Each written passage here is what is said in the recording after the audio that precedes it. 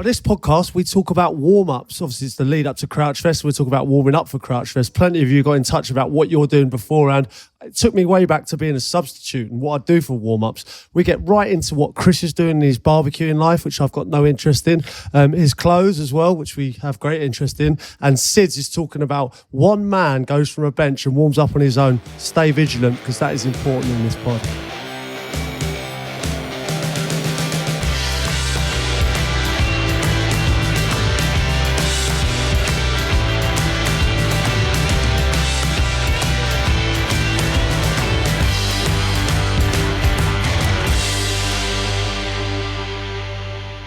Hello, welcome to That Peter Crouch podcast. Got the Notorious SID with me and Chris Stark, and also Ryan's joined us. It's this part of the podcast, it's sponsored by Brewdog.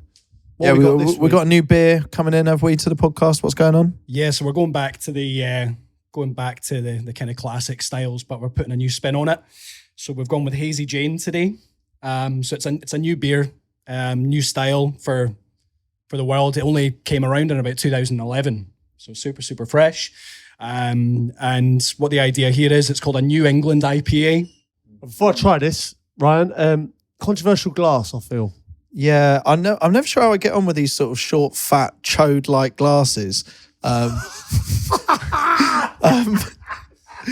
know what I mean? They're quite a big kind of grip you need to kind of maintain little hands as well, and sort of raw strength to be able to lift it compared to a normal. What's the thought process? It's like a fat shot. Do you know what? I don't know what the thought process behind the shape in the glass is. It does get people talking an awful lot, but around the glass we've actually got a history of Brewdog, especially with there's a little tank on there somewhere, which was when the guys launched this bar that we're in today. They drove a tank down the high street to kind of announce themselves to Camden, which is pretty cool. I like this bar, to be honest. It's good, isn't it? Well, in terms of the beer name itself, then Hazy Jane. I get it's hazy, it's cloudy. I like this about Brewdog. They come up with good names for them. Why the Jane? Who's Jane? I mean, it might allude to Mary Jane, if we're all familiar with Mary Jane. No. There's a slight dankness in the beer that you might find the smell is similar to something else that might be bought on the streets, as it were. Okay. Oh dear. Okay. That's refreshing. That is nice. Cloudy. It's cloudy. Hazy. What about nicknames? Like, I guess bringing this back into football, we've heard some classic nicknames on the podcast before, haven't we? We've talked generally about nicknames. It's sometimes hard to think. I was trying to think if we came up with beer names, I guess we would use some sort of same process we would use for coming up with nicknames for each other. How would you go about it, Pete? Well, we talked about nicknames so much on this podcast, and we've had so many belters like Sniper's Nightmare and Man Bat. Yeah. These ones all could be good Brewdog, but all could be great Brewdog beers, couldn't they? Yeah, they could be. Yeah, well, Man Bat is one of the best. You know what I mean? You know, and I think 006, another one. With one of Jono's mates, James Pond. Yeah, they're great nicknames, and all names I suppose you can associate to a beer at Brewdog. Yeah, other ways of doing it, I guess, is have you ever done the old sort of nickname generator? It's your adult sort of porn star name as well. That is kind of similar idea. So I think the general one is what? Your pet. Your first pet and your mother's maiden name. Yeah, and that gives you a decent nickname for what could be a Brewdog beer. I've got an absolute belter. Go on. Buster Dickin. No, it's not. Stop it. Is it? No, that's it. It's genuinely Buster Dickin is my first pet was Buster. Is it really? Yeah, Buster Dickin, yeah. Wow. You got one? Yeah. Toby Nash. Toby Nash. Toby I've Nash. seen him before. Toby Nash sounds like he's carrying. Yeah, he's carrying. Yeah. Toby was the pet. Yeah. Toby, yeah, hold on a minute. Nash. You had an animal called Toby. Pet dog. Yeah. Dog? Yeah. Toby. Mine would be Finley Roach. Finley Roach. Yeah.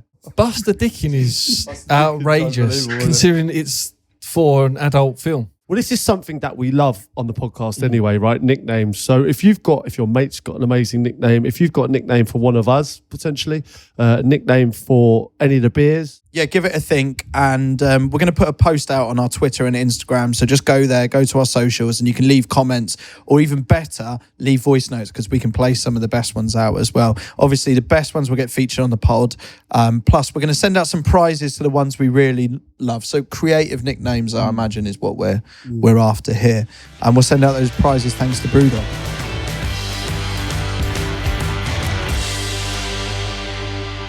All right, let's crack on with the rest of the pod. I see you've gone really safe this week. Well, we all Clothes, have. right? We all have. Well, you have as well. Why Clobber is on point all the time?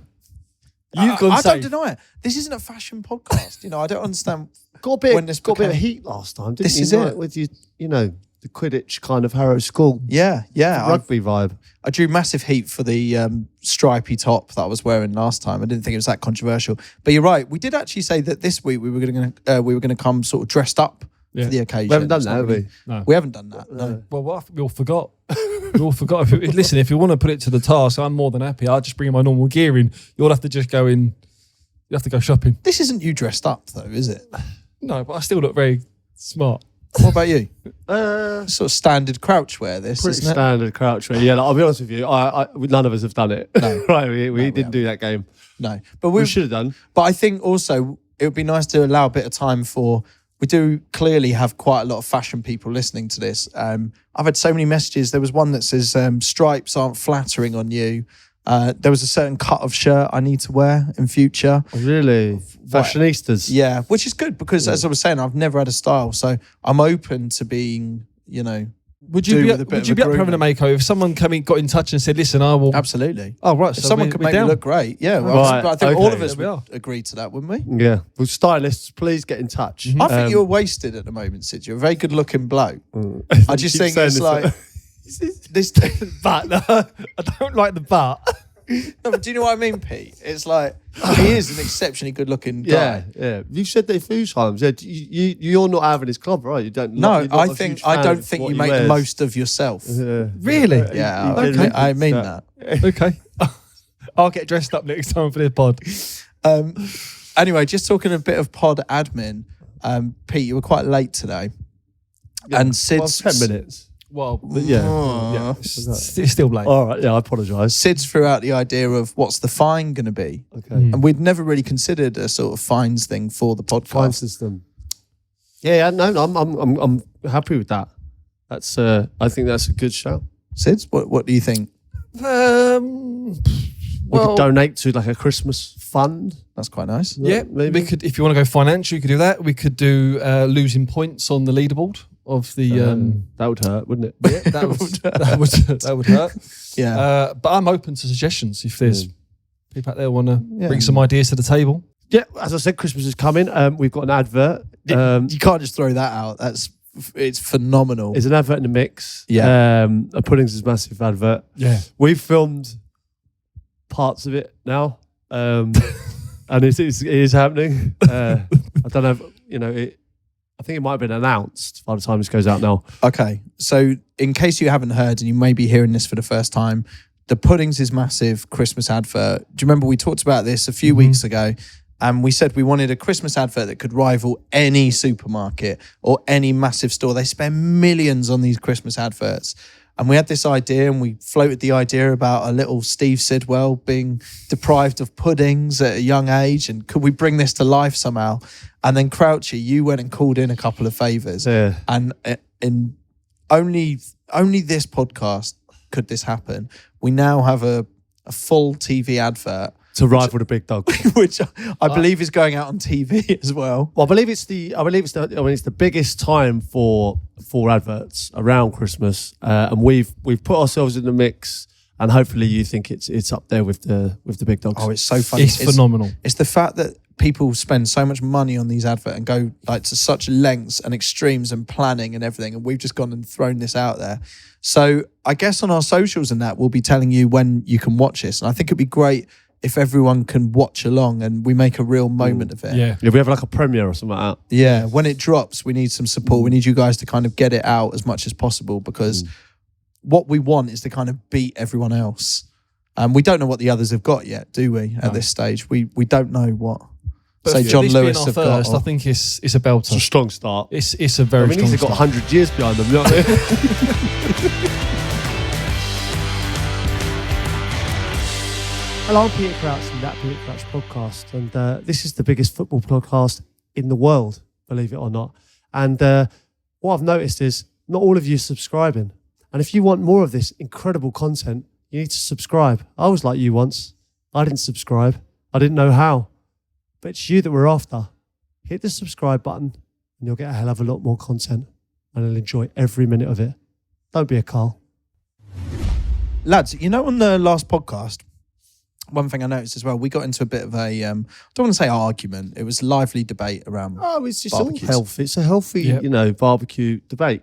Yeah, and we were talking about David Beckham's barbecue setup because we've seen it in the documentary.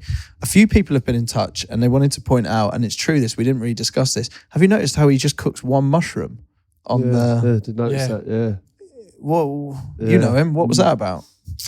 I mean, he's meticulous in everything he does. So maybe he does it one mushroom at a time. But it's just a bizarre thing because I didn't clock it at the time. I was too distracted by how amazing his barbecue setup was.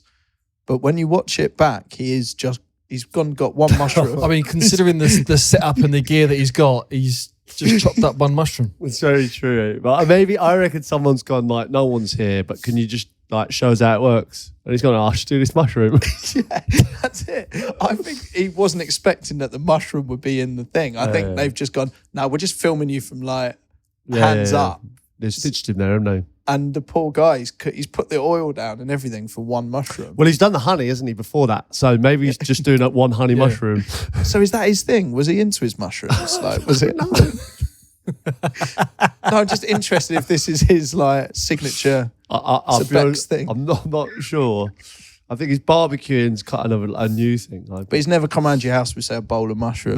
Never. If you was to film a documentary, what would your signature barbecue cook be? Well, I'm half tempted to If go you were and doing do a the documentary. Beckham mushrooms on my barbecue. Like, I think it would be nice. Do you know what I mean? It's What, something one at a that- time? Or I think that's the thing as well. It's the fact it's one mushroom. And he eats the mushroom at the end. It's and he like seasons it as well. It did look a nice mushroom, though. lovely. It did. Well, thinking about it, Crouchfest is not far away. We're sort of warming up for Crouchfest, aren't we? It's a huge event, a massive event. And I thought what we could maybe dig into today, Pete, is like, you know, when you've had these massive games or these big sort of sporting occasions, how you prepare for them, how you warm up for them, how you get into the right headspace to take on those kind of massive games. Yeah, this is. I don't know how you feel about this. Like, I think the the kind of preparation to a game, the nerves. Like, there are parts of it where I actually am glad I retired. That kind of nervous energy, it wasn't nice. Did you have that? Oh, I love that. There were times where I was like, Is that I get what you mean. Like, and obviously overcoming it was the best feeling in the world. Yeah. Like, there's nothing better. Like, and I realized that you have to have those nerves to overcome them, to have that huge high. But like, I don't miss. There's parts of that where I'm like, when I'm sitting, I'm thinking, oh God, this is massive. Like, it's such a big game, that kind of thing. But I loved it because I overcome it so many times. But there are elements to that I don't miss. So I that's the one part that I do miss. I miss that out of body, like feeling the nerves, the anxious. You can't wait to get started. The aches, the pains. That's what I miss more than anything. How far would you look ahead? So if you're playing week to week as a football season anyway, but you know that there's, say, a Champions League looming, how much is it present at mind when you're still playing the weekly games? Or is it something that you only really properly get into in the few days before? Yeah, no, I didn't. If I was playing on a Saturday, we had a massive Champions League semi-final on a Tuesday. I suppose that might be slightly different because that's so big. Yeah. Like, you would have an element of that, like, on that Tuesday. But the majority of the time, you're in that game. Once you're out there, you're not thinking about anything else other than winning that game. Yeah. Really. I Yeah. don't think. But the preparation, like week to week. So say if I had a game Saturday, you might, if you haven't got a game till the following Saturday, you try and decompress from that Saturday night. And by decompress, I mean have a beer. Really, that was how I did it. Sunday, you might be in for a light warm up or have a day off. Then Monday, Tuesday, you're kind of like, it's about training. You're not really. Then Wednesday you'd be off. I really get, obviously who you're going to be playing Saturday, but I think when you come in on Thursday, you are game mode. Yeah. Like it doesn't start Saturday morning, it starts Thursday. Would you That's say the that? prep, the Thursday morning? Yeah, definitely. You come in Thursday morning, you're on it for like the game Saturday. Training Thursday, eating correctly, early nights, doing things right. Friday, even more so, everything done like really, really correctly, like concentrating on who you're going to, visualizing who you're going to be playing against. Saturday morning again, obviously there's a lot more to that, but I think Thursday morning's when it started for me. Same for you. Thursday was always prep. Most clubs, Thursday, game day -2. So Saturday to Thursday was always the one where it was the detailed, this is how we're going to line up. Right, okay, if this is their threat down the centre of the pitch or a certain winger, this is how we're going to nullify that. This is how we're going to play. And then Friday was more of the set pieces, more of a ticking over kind of day, just getting right for the Saturday. Did anyone do anything different? Like we touched on Felix Magath last week. Yeah. Like on a Thursday, Friday, did he just blow your mind? Like, because weren't you in like all week? So you didn't have the regular kind of mentality like when we were playing was Monday, Tuesday hard. Monday's still lighter from the weekend. Tuesday quite hard. Yeah. Usually a Wednesday off if you've got no game. Thursday tactical. Friday even more tactical. Game Saturday, right? But with him, out the window. Out the window, yeah. Hill runs on a Friday to get fit for the game the next day. I find that mad. Yeah, if we didn't play well on the Saturday, which we often probably didn't at Fulham that season went down, we'd be in on a Sunday doing the videos and analysis, runs again, probably on a Sunday. So there's always, every manager's different. I watched Gary O'Neill on Monday Night Football. I don't know if you see it. He was phenomenal. Yeah. The money just gone. And he gave a different insight to how players now want to be coached. The days of running and screaming, shouting, they're gone. Players, they need analysis, they need clips, they need all the attention to detail to go into a game. That's the new generation. That's the on a new very way. individual level, do you mean? Yep. And now they've got football clubs now have got staff that accommodate for that.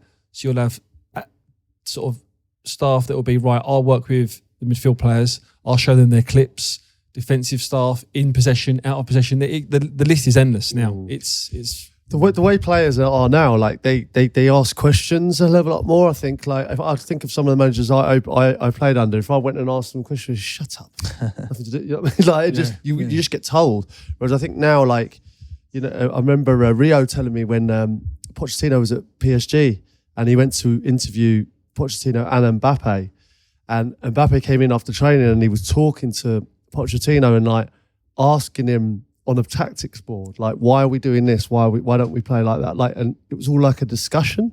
I think about some of the managers that if I said, right, come in, let's get in the office and like talk, like they just wouldn't entertain that. Yeah. It was very much they're the boss.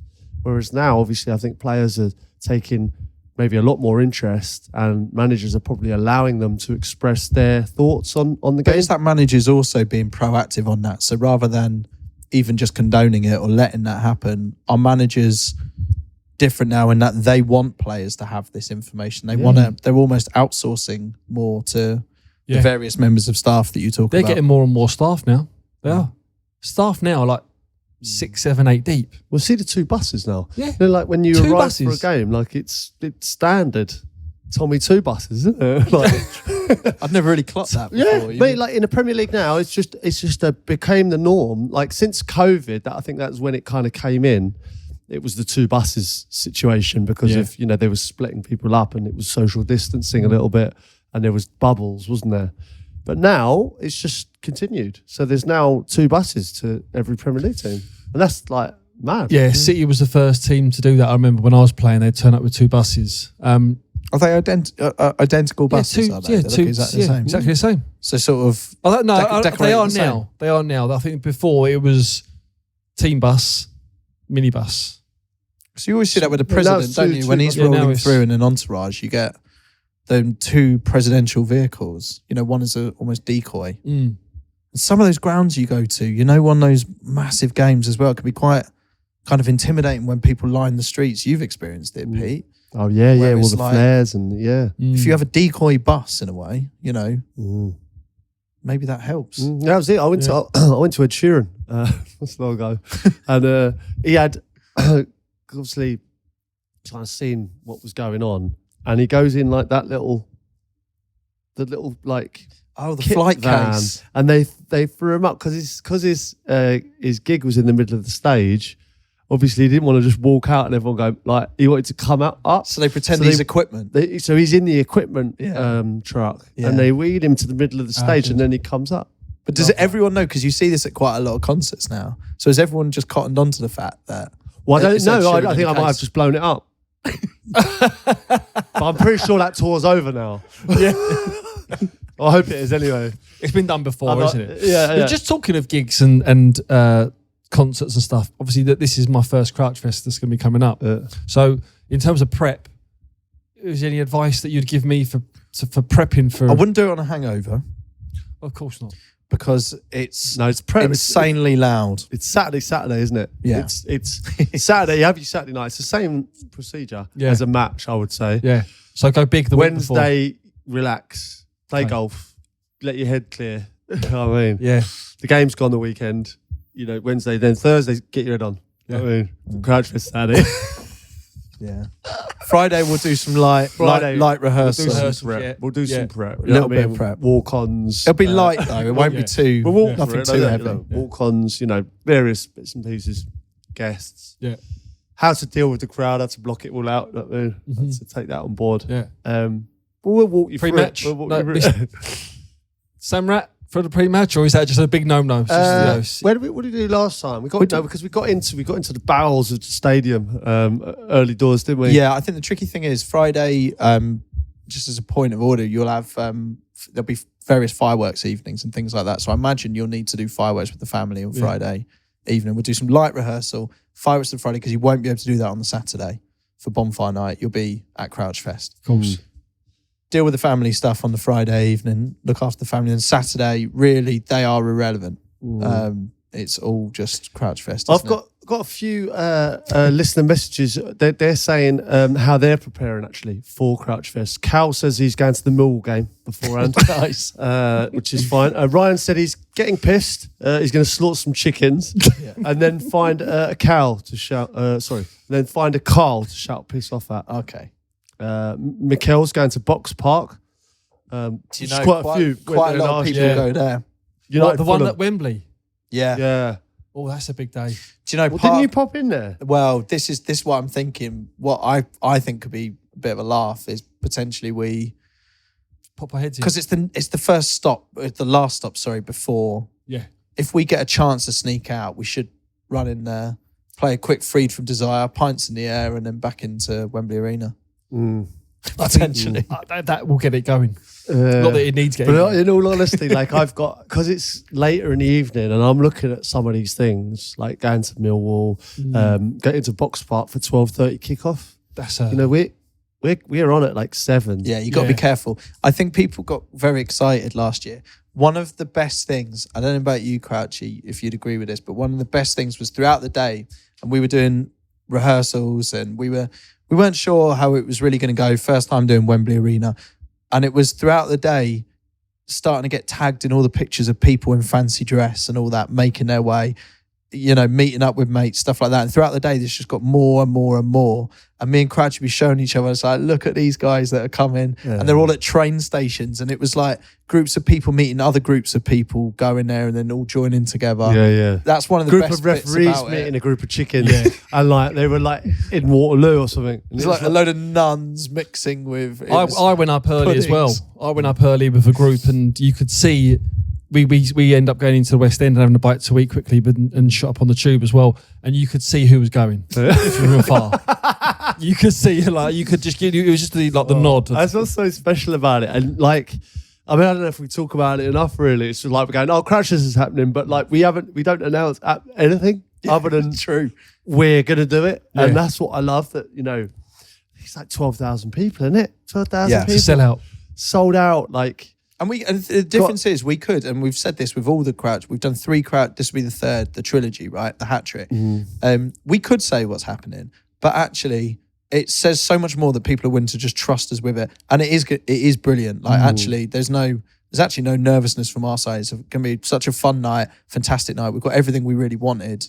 yeah, everything we kind of like put into place has come off. I mean, I can vouch for this, even by being involved in the early plans and the ideas that was thrown on the table.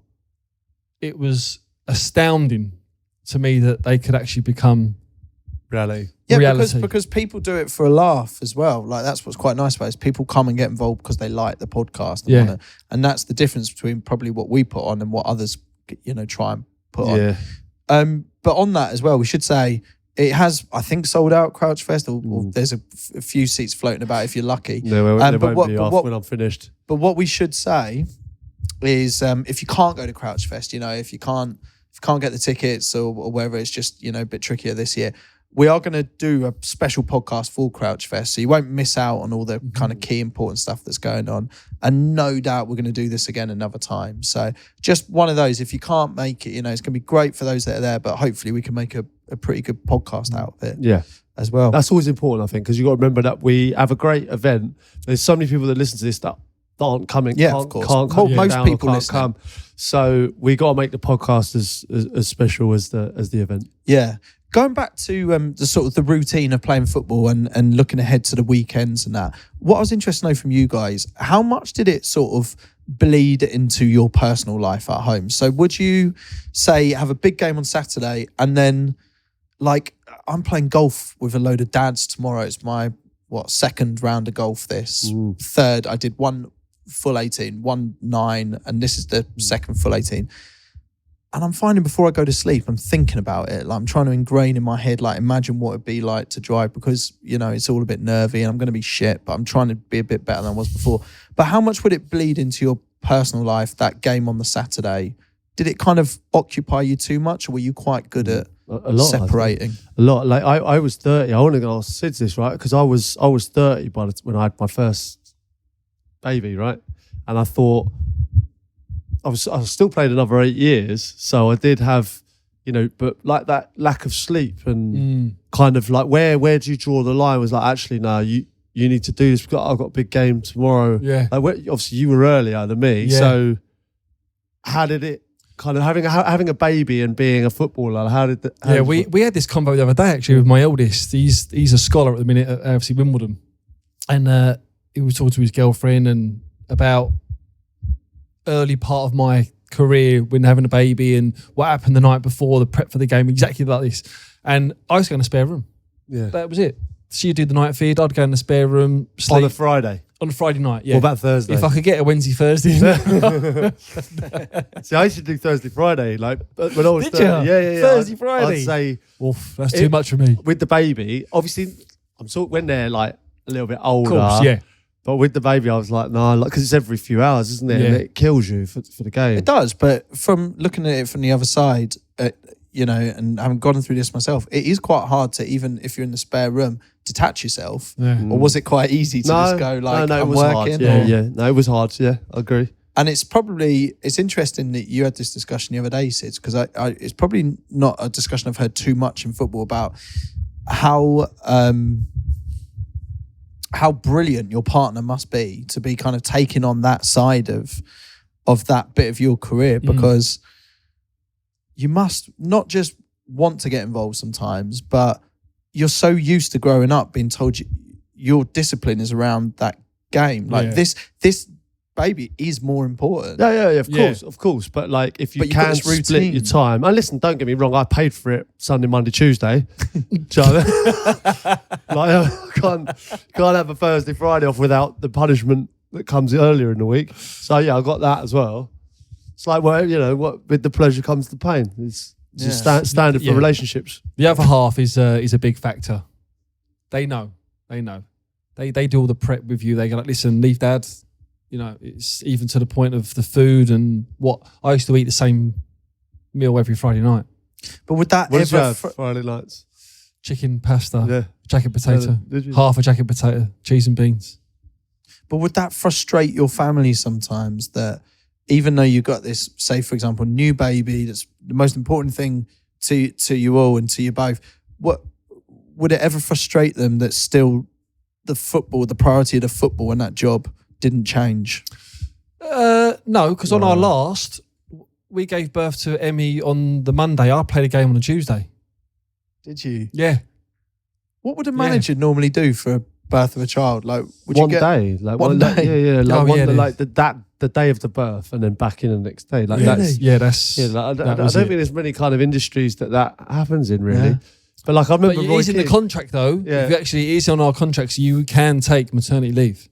But also, you'd be dropped, wouldn't you? Like, Yeah, but it's know, found. Yeah, you'd you be can't go dropped. to the gaff. I mean, I'm if I having 2 said weeks to you, I'm off. gonna have 2 weeks off, right? I remember Roy Keane. Was it Roy Keane who said it? Was it Robbie Keane who was who had a baby when they were away with Ireland? I don't know who it was, Yeah. but the press asked Roy, like, will he be back today to train? Obviously, having the birth of the baby, and he said, well, he hasn't had the baby, is he? Yeah. And I went, well, yeah, but I just thought you said, well, yeah, he'd be fine. Obviously, he's not in any physical. He hasn't had the baby himself. He was like, well, don't be absolutely ridiculous. Of course he's in. Do you think a paternity leave should be almost enforced? Do you think it should be that you're told to take 2 weeks? No. No, because I think players want to get out of the house. Also, you've got to remember, it is a nice thing sometimes to have your baby and then go out. Is that wrong? No, I'm being honest. being don't I? honest. Being honest. We're all thinking it. We love it. It's amazing, but to say, got to go now, and as much as I love having all my children, Of course. you do need to. I remember end of season once. I bumped into the season finished literally a couple of days after. I went to Vegas, and Kev Nolan was on our flight, and his best mate, come, and he told me his wife give birth to his first child the day before, and he went to Vegas the day after, and he said, like, you know, the kid's not going to remember. I weren't there for the first 4 days of its life, and I'll be doing nothing anyway.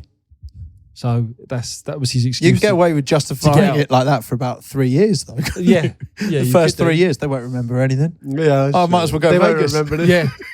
I'm off. First. What about okay, babies aside, what about let's say Mrs.'s birthday on a match day? Was that hard to deal with? Did that interfere with the warm up for the game? In terms of thinking about it. Well, you've got to make a special thing of their birthday, haven't you? Did it never Nothing intrude? got in the way of football at all. For me. This is what I'm gently trying to figure out. No, I don't think anything got I'm in the the way same. at all. Not of my preparation. Yeah. No. I've missed loads of birthdays. There's anything that I've missed so many. But yeah, that was backseat. And that's part and Yeah. parcel of being married to a footballer. Yeah.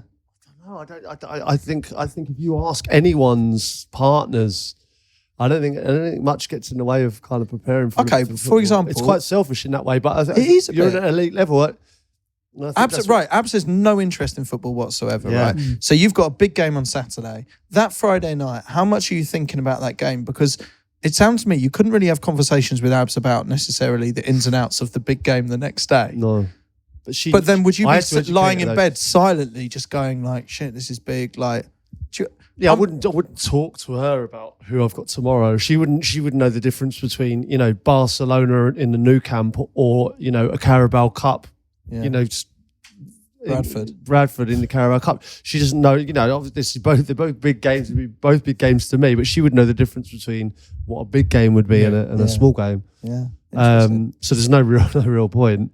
But I just say to her, look, I've got to prepare. And to be fair to her, she was always very good with that. I said, look, it's a short career and we can enjoy our time kind of when that career's finished. And now I'll do this. And I've got to prepare. No, because I've got to prepare. Yeah. You know what I mean? Because if I'm off it on this. Well, absolutely, yeah. and you should prepare. Oh, yeah, And well, I you do. should be in the spare room the night before a podcast and I was. as well. I was. I get more stick for coming to work in calling this work than I do playing football. Yeah. Of course. Well, this is work. Steve, It is work though. Okay, Yeah, but it I'll is, go though. along with it. It is work. It's work. What do you want? It's work. It's work. Hey, this is work. It's work.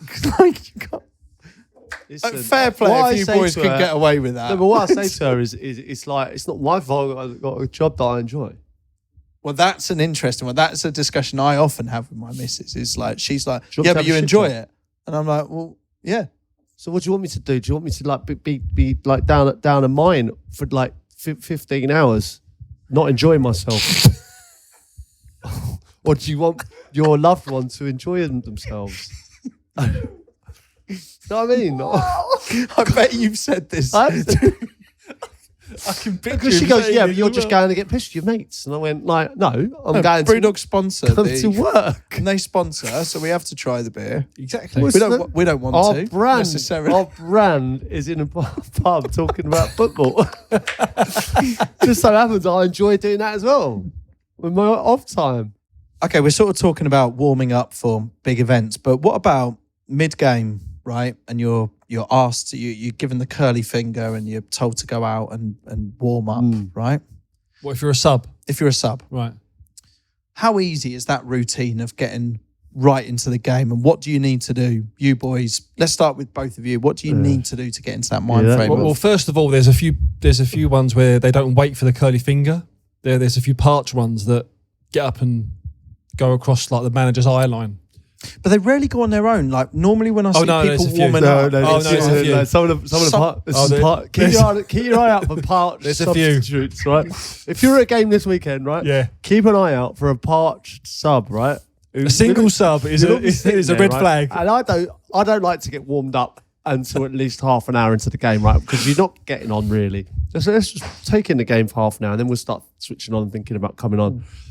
Every now and then you'll get a parched, right? And he'll jump up and he'll go, "Where the fuck's he going?" And you have a little peek like that. And then the fitness coach gets all a bit twitchy. He's like, 2 more with him there, like, you know. And then he's got, because you obviously 3's the max, whatever. You think, what the fuck is this game? And there's a few much that go a like single sub is a red flag. single sub is a red flag. Unless he's been asked. Oh yeah, yeah. But Unless would a someone's manager gone ask down. one? Oh yeah, if someone's gone down, then you'll see that, Yeah, there's someone. That, and they sort of run out like a hero, don't they? There's a bit too much. Yeah. It's They like, run out double, quick, it's like a WWE wrestling ring walk. It's like they're stripping off as they go. Gone. Yeah. Yeah, it's a bit much that, isn't it? I think sometimes when, and also There's a there's, happy medium there. there's not mentality when a player's rolling around in agony, and it's almost like they've gone, now's my time, like coming out to take the glory. That whole substitute thing. Now I'm thinking about it. I was the most substituted player in the Premier League at one time. Wow. I think Milner beat my record. So I've been out there a lot, right? And you're just bringing it all home. It's something that I always think about the games. We always discuss the games. I think about that whole substitute rigmarole is mad, isn't it? Yeah. When you go down there and you basically like pretend to stretch and you're on your knee and you're like, you kind of like, and you're just chatting to a couple of the other subs. It's And you get abused from behind. Can't see. Bit of abuse. I can't see. Sit down. I don't know what's worse, the abuse that you get from fans, right, from warming up in front of them, away fans, or the home fans that kind of applaud you for being a substitute. And I've been guilty of it. Like, I've applauded subs as they come down. I've never really understood why I've done it. No, from the home team. Yeah. So, like, Yeah, I mean, that's kind of a highlight for being a sub, though. That's one of the main reasons why you do go but out. why- As a sub, As it's nice. Yeah. Is it? When you come out and you get a ripple from this side, Yeah. and then usually it's, you know, the diehards behind the goal, Yeah. and you get a song sung for you. You like that? And well, yeah, it is like, it's like, well, yeah, I know, I should be playing. That's what I feel like. But I I feel just like, think yeah, they agree. Yeah. They agree, Yeah. silly bastard. But if you're out in a one, I get that, right? If they're saying your name, I get that, because clearly it's like there's something that the fans think should be happening. But when you go out as a 3 and you receive applause from the home fans, I know it's polite. When you really think about it, what the fuck as fans are we applauding? The fact that we're too crap to get in the 11. That is it. But like I've said this before, right? There's no better time. There's no your kudos goes up 100 times, right? When you're on the bench and your team loses, right? So like sometimes you can be a better player for not playing because honestly, because say if you've been dropped, you've played the last few games, everyone's what we've won, it's all been going great, and you get dropped. That team loses, like, well, the kudos with the fans, like, well, we never played him. People are always looking for reasons why you didn't win. So sometimes, even when you're injured and you're at home and you're watching the game on telly, and I don't care what you say, as players, we're selfish, right?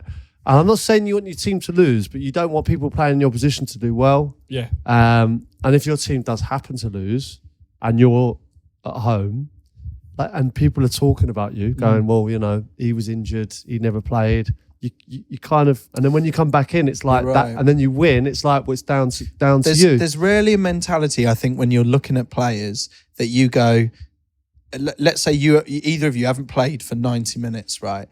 Most fans' mentality, I think, naturally goes to they should have come on because the result could have been different, rather than it's good they didn't come on, otherwise you would have lost by even more. It's rarely that way. Very rarely. Very rarely that, is it? No.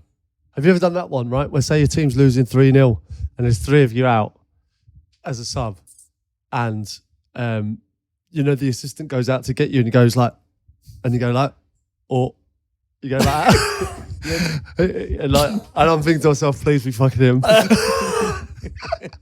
But you know what I have had that. So, you know what I mean? Had that. It's like, and you go like, yeah, and then he goes and you go, fuck for that. yeah. But also on the other way, where you want to come on and he gives you that one, you go, and he goes, nah.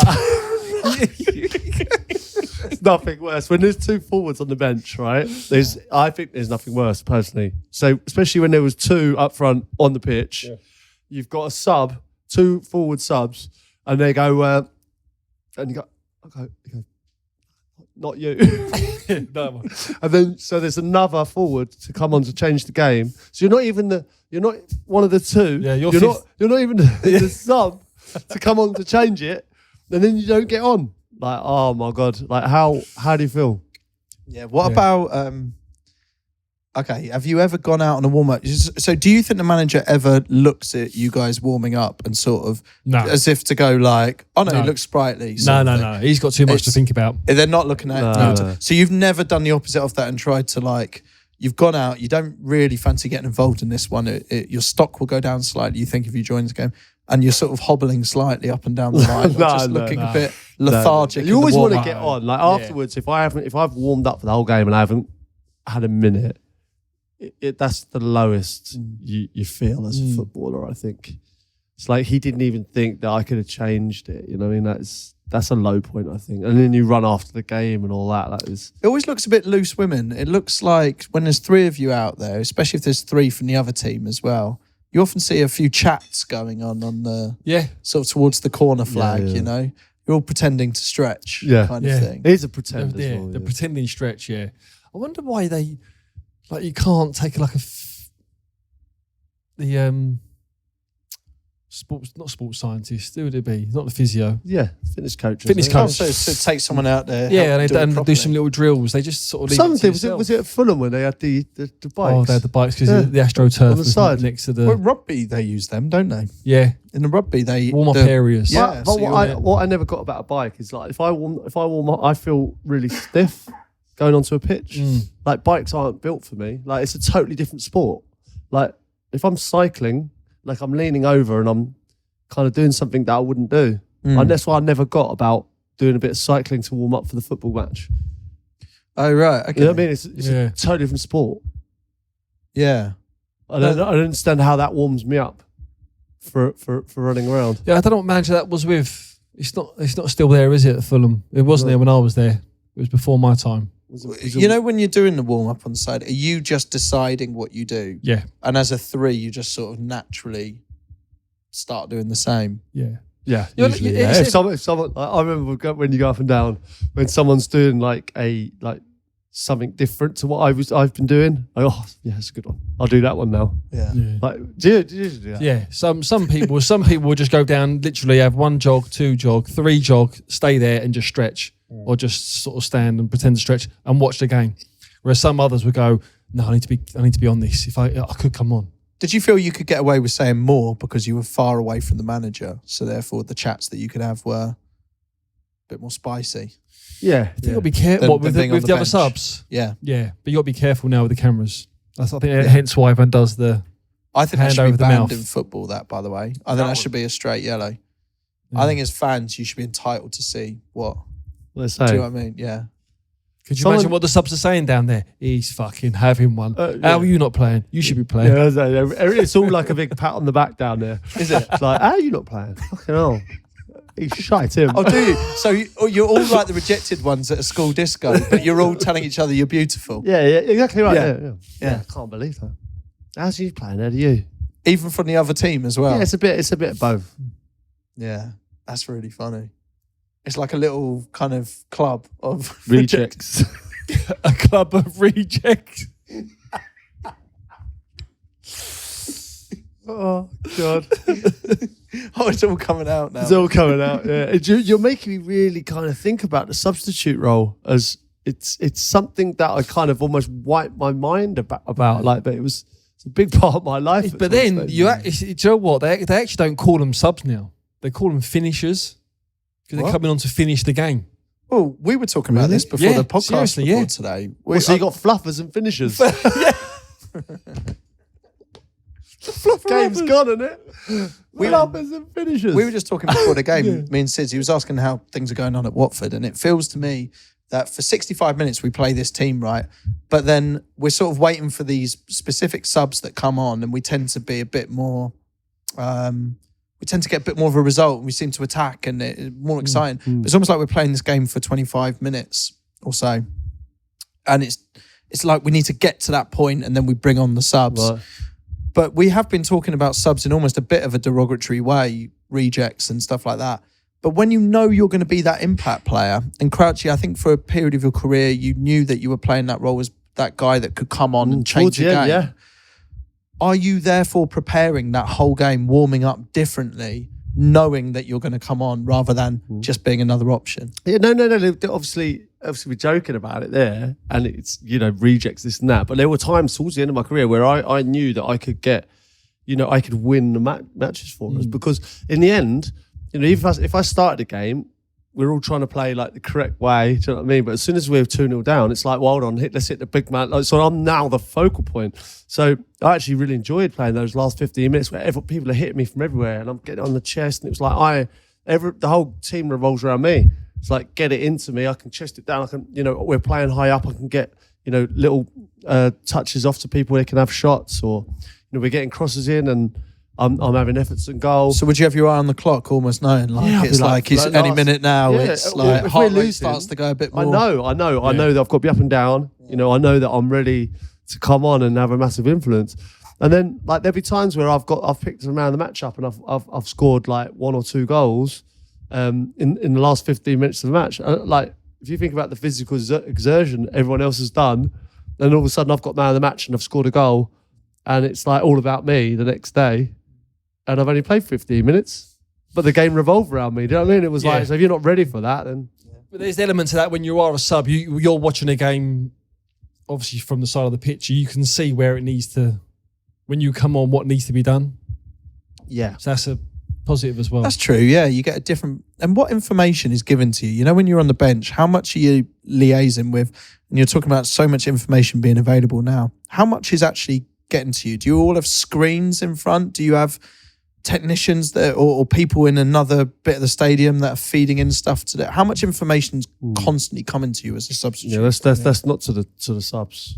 Yeah, is it not? No. When you're coming on though. Yeah. It's gone You'll now have to the information. iPads and more set pieces. Right, when you come on, free kicks, corners against. This is who you're marking. You'll be dedicated a person or a zone. Attacking. This is where you need to be. Yeah. So that side of it, and it just be a little. It's when you come on. But until then, you're just watching the game, really. Yeah, Yes. basically trying to take it in and see. I'd watch the centre halves and kind of see how they are. How they've. If it's, for instance, like say if I'm watching Kevin Jones play at Stoke, or Torres or whatever at Liverpool, someone like that, and I'm on the bench. I'm watching and like, so if he's going up for a header, like you see centre half might be backing off, and I'm thinking, oh, so if I get on, I can take it, I can turn. I'd not thought of that as subs, you obviously if you're coming on, you're affecting a position. So a lot of your game, you're actually just watching. I'm watching centre halves, and I'm just seeing how they operate and things like that. And I'm thinking, if you pull like over one side, like does he go with you, or does he let you go on the full back? If I go short, does he come with me? Because if he doesn't, then I can get turned. Little things like that, like and so many things that really helped when you come on. Yeah, same for you, Sid. So you just focus. Yeah, you're watching it from a different point. You're going, right, okay, when I come on, he's the person that's going to be potentially coming off hasn't done this. So if I'm coming on, I need to make sure that I'm going to do this. So I've enjoyed this pod today. It feels like it's been a bit down memory lane for you in terms of just that feeling. You know what? You forget those feelings that you have within football sometimes, because like it's not as if I talk about, my football all the time. So when we come here and do this, it's like, and then that you kind of forget how much I've done kind of on the bench, like with the warming up kind of thing, and all those memories that it's brought back for me. It's like crazy. Well, as Steve said, look out for them single subs. What do you describe them as? A red flag. It's a red flag. Look out this weekend for those single subs because they're the parched subs. Do you know what we're going to get as well? When we say these things, it's like someone will be sat behind the bench, right, and one will go and they'll go, wait, and they'll film it 100%. They'll be filmed, and I can't wait to see. Well, why don't we just name and shame some of them as well, and give them a right to reply? The manager sent me out, sort of thing. One of those. There he goes on his own. Let's keep an eye out this weekend. That could be good fun. And a reminder, as always, we now do 2 pods a week, really. There's a bonus podcast that we do on a Friday where we talk about the games that are coming up in the weekend ahead. We've got a little league going. So if you haven't got involved in that yet, the Friday podcast, it still hasn't really got a name, but check that out. I think people are quite liking that the podcasts seem quite regular at the moment. And obviously this is a job that we're all doing. So, it's vital work that It's vital. We need to justify 2 a week. All right, then let's get into a few messages. I've got one here from Ryan. He says, I was on the pitch at the Emirates for Arctic Monkeys a while back, but it made me realise how clear and visible faces in the stands are for players. Did you find yourself noticing certain people every week? Do you know what? I've always thought this. I went to Elton John at Vicarage Road and was on the pitch, and it felt amazing. And I thought exactly the same. You sort of look around and go, God, this must be what it's like for players. You can see people. You can, yeah. You can. I know you boys are used to it, but it's a very unusual feeling going on the pitch for a concert or a festival sort of thing. I used to see my dad every time, and we discussed this before. But like, my dad would always get in the ground early, and he's 6'5", right? So I can spot him early. So it used to make me feel comfortable seeing my dad. So like when I saw him, I was like, and he knew that, so that's what he'd always arrive early, so there was less people there. So he'd give me a wave, and I go, right, when I score or if I score, that's where I go. Like I'd run over to him, and then quite often I'd see him when I had scored, and he's going like mental. But it made me feel good. But from the fans' point of view, it looks like you're pointing up in the general area. They just think I'm pointing. Yeah, exactly. It's a bit like what you're talking about, the substitutes. It's almost like you've got to go, no, not you. The guy there. Yeah. My dad was the same. Yeah. He used to wear a big sort of cream coat as well, so he'd make sure I could spot him. Did you have anyone like over the course of Fulham or Brighton or someone where you'd did have a season ticket where you'd know where they'd be? No, or just really, yeah. I think when I was on the pitch, unless you see an absolute rocket, maybe. You just go. Can you, if you see one, to be fair, I've always wondered this, and not just that, but like if you see one particular fancy dress, do you find yourself in the game constantly just going like no, yeah. When you're in game mode, you're in game mode. Like honestly, when my boys can't believe I say this. When I'm on the pitch, the whole everything off that grass might as well not be there. See, I can't understand that. But then obviously when there's a goal or there's a game, you hear it, but you don't.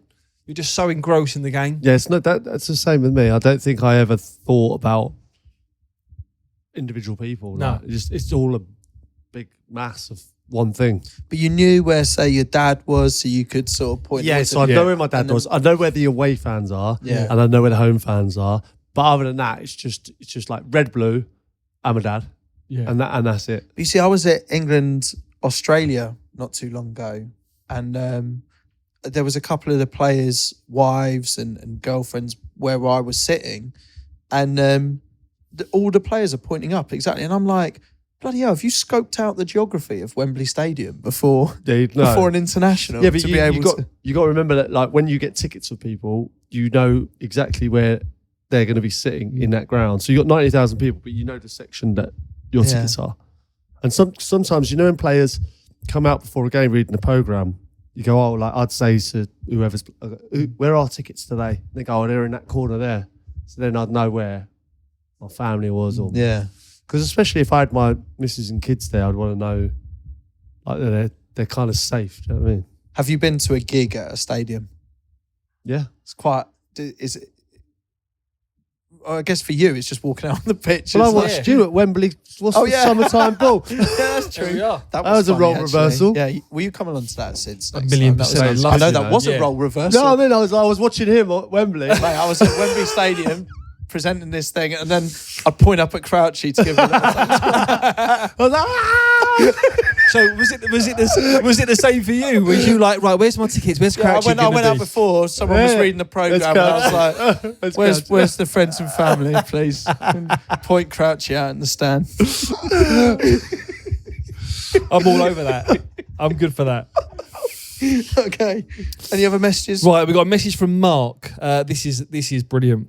So during the summer, we were around my mate's house for a barbecue and we started playing killer darts. And every time a player was knocked out of the match, they would have to go into the 6x8 foot shed, which was about 30 degrees, and wait there until the game was Killer over. is a great darts game, that. by the way. It's a great darts game. When the game drew to an end, the shed was full of 7 of us, with the winning player standing in the garden and then come out to shout, "Eggy Boff, first one to leave." Oh my God. So as you can imagine, this got very uncomfortable, but nobody was leaving. So after an hour, we decided to up the intensity and turn on the electric heater they had stored in the shed. As you can imagine, all our wives and girlfriends were very confused to why we were sitting in this shed and started to get very annoyed with us. So to try and force us to leave the shed, they threw a bag of dog shit in with us. Horrendous. Oh my God. This is in the summer as well. 30 degrees. So eventually, after a couple of hours, one of the lads finally left, but it turns out another member of the group who was wearing white shorts had sharted and sat in his own shit throughout the game. No, if this is real, because there's a slight element my of Jay God. from in between us here that I can't. But Yeah. if this is real, that is horrendous. I think the Eggy Boff thing, right?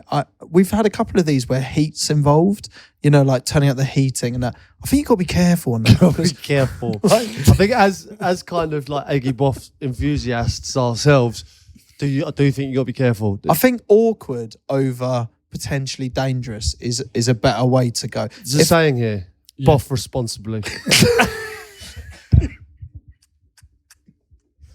Perfect. If you don't enjoy it, you're by gonna all boff. means, you're gonna boff. Do it responsibly. Yeah. I don't know, Steve. I don't know what your thoughts are on that. I think it's a little bit. It's not. It's a little bit far fetched. Yeah, that's not. If that is real, that's unreal. Fair play to if they're in there. Like, oh, it's a great game.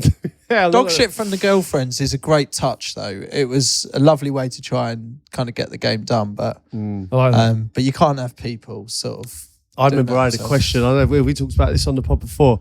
I was in the south of France with a load of friends, like a group of girls and boys together, and we had a question, and the question went on for so long that it was like it's 2.5 days, 3 days. So we were at lunch, and all the boys were just staring into space. You get a football question, and the girls were like guessing. They were just fuming with us, like just kind of taking it all away from them. I felt bad, but it was a question.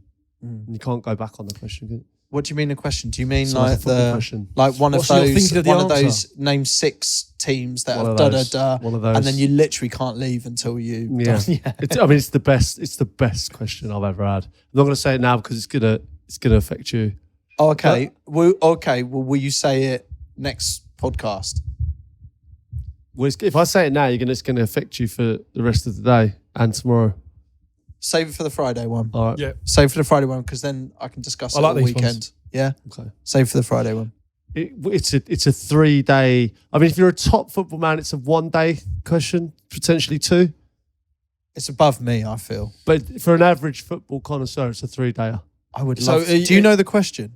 I've got a feeling You know the reminds question. me of something. I feel like I've been involved in this before. Give a Are clue. we- Give a clue on the question. Just see if Pete says yes or no. No, I don't know.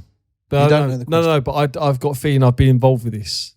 So I don't know the question. Are we saying though that this is like potential spare room? It's a night wrecker. Oh, it's a night. Was wrecker. it's a night wrecker. It's a day wrecker. All you think about, it's on your mind constantly. So you're almost saying, just from a health point of view, you don't want to say the question in case. It's going to ruin your life. Right. Okay. Well, let's think on. If you want to hear the question, let us know. Yeah, it feels like you've got some dangerous sort of information here that. Yeah, Well, maybe. potentially I'll do it on the Friday pod, all right? We've got to wrap this up. Right, so this is the last podcast before Crouchfest. Please enjoy it. We're really looking forward to it. Go easy in the day. It's a long evening. So please drink responsibly. Chumbawamba. Chumbawamba. Bullies is massive.